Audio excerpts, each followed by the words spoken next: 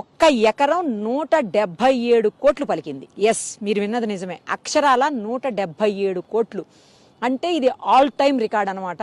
ఇంతవరకు ఇండియాలో ఎకరం ఇంత కాస్ట్ పోయింది ఎక్కడా కూడా లేదు. ఇంతకుముందు కోల్కతాలో ఉండేది.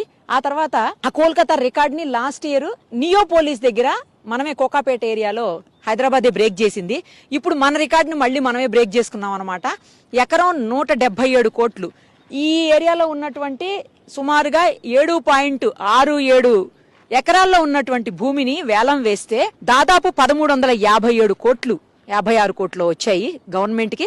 అలాగే పక్కనే ఇంకొక 11 ఎకరాల బిట్టు కూడా ఉంది, అది వచ్చేసి 140 కోట్లు ఎకరం పోయింది. అంటే అది కూడా దగ్గర దగ్గర 1300-1500 కోట్లు దగ్గర దగ్గర.